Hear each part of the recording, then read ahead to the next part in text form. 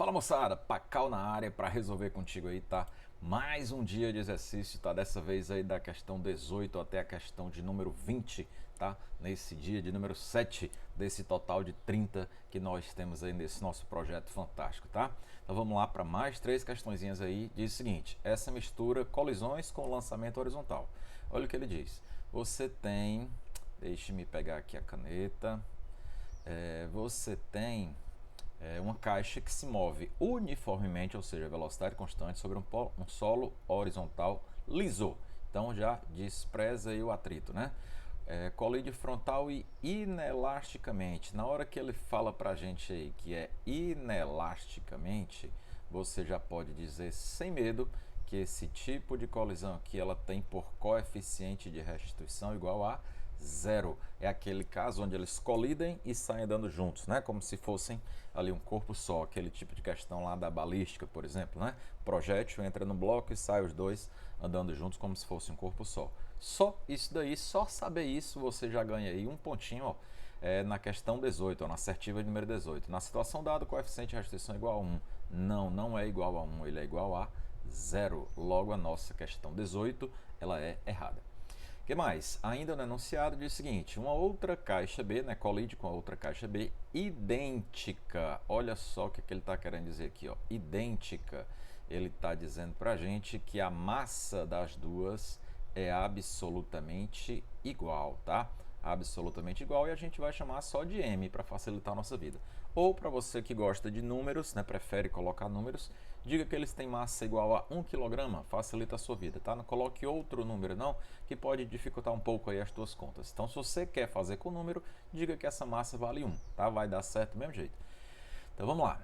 E ela estava inicialmente em repouso, então a situação aqui é mais ou menos essa. Eu tenho aqui uma partícula de massa M, está vindo aqui com uma certa velocidade v, que eu não sei quanto é, e vai colidir com uma outra que está parada, velocidade igual a zero. Isso é a minha situação antes.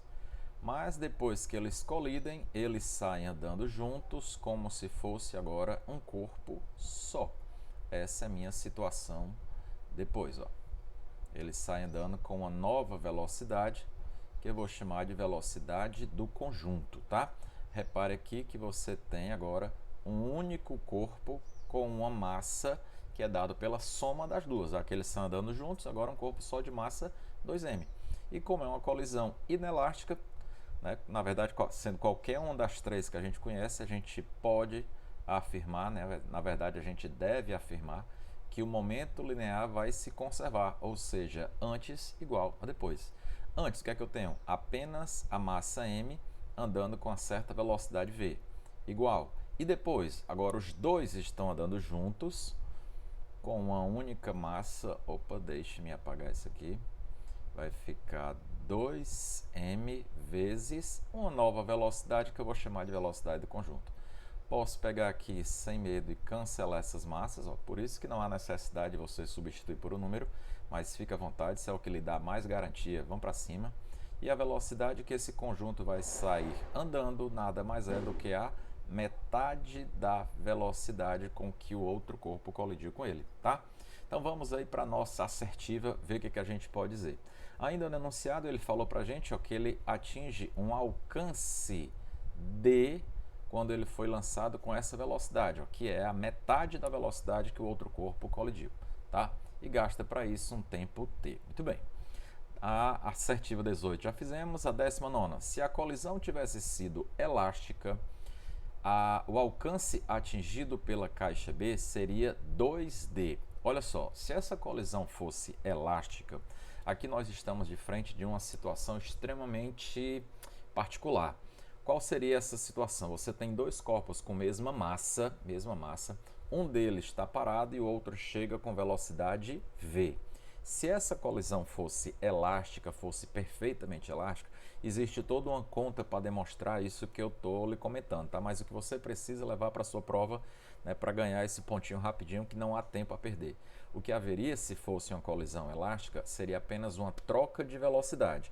o que está parado sairia com a velocidade com que o outro chegou e aquele que chegou ficaria parado. Então haveria apenas uma troca de velocidade. O que tinha velocidade fica parado e o que estava parado sai com a velocidade. E essa velocidade exatamente igual ao que o outro chegou. Então, na verdade, se a gente tivesse aí uma colisão elástica, esse corpo aqui, ó, a velocidade, vou botar aqui de outra cor para você entender direitinho, a velocidade desse corpo aqui não seria v sobre 2, ela seria v, tá? Exatamente a velocidade com que o outro chegou, tá? Se fosse elástica. Ou seja, seria, ó, o dobro da velocidade com que ele sai atualmente. Se ele tem o dobro da velocidade, fatalmente, ó, se você lembrar, ó, alcance é a velocidade horizontal, vx, vezes t. Tá? Então, ó, a velocidade seria o dobro. Se a velocidade seria o dobro, o alcance também vai ser o dobro. Até porque, isso é importantíssimo, inclusive responde a assertiva número 20, o tempo de queda é o mesmo, tá? Para qualquer que seja a velocidade.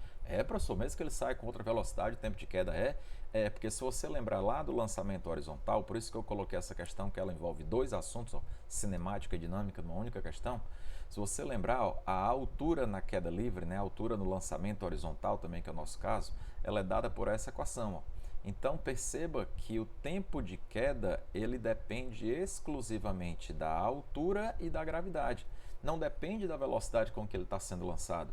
O que vai mudar devido à alteração da velocidade é simplesmente o alcance. Se ele tem mais velocidade, ele vai atingir mais longe, mas ele vai ter sempre o mesmo tempo de queda, tá? Guarde isso aí, que pouquíssimas pessoas acreditariam nessa situação. Então, na hora que a gente muda o tipo de colisão de inelástico para perfeitamente elástico, altera-se a velocidade, ela passa a ser o dobro, né? Ela passa a ser o dobro dessa que a gente descobriu, né? Ou seja, o corpo passa a se deslocar com a velocidade que o outro estava, né? A velocidade v, ou seja, é o dobro da que ele vai sair nesse momento, ó, que é essa daqui, ó. Ele vai sair com o dobro de v sobre 2, e o dobro de v sobre 2 é v. Então ele vai ter, ó, o dobro da velocidade, vai fazer com que ele tenha o dobro do alcance. Então a nossa assertiva de número 19 diz que ele teria um alcance 2D. Isso está corretíssimo. Já a 20ª, se a colisão tivesse sido elástica, olha só, independente de ser elástica ou inelástica ou parcialmente elástica, se a altura foi mantida, o tempo de queda vai ser o mesmo, tá? Só alteraria se você se você mudasse a distância, tá? Então ele está dizendo que o tempo seria 2t. Errado, tá? Ele permanece sendo absolutamente o mesmo, é só olhar para essa equaçãozinha aqui, tá? Então nossa assertiva aí de número 20 está errado, assim como também a de número 18, tá bom? Mais 3 questõezinhas aí para conta. Aguardo você lá no nosso próximo vídeo do material do dia 8, que já estou disponibilizando para você, tá? Acredite, você pertencerá.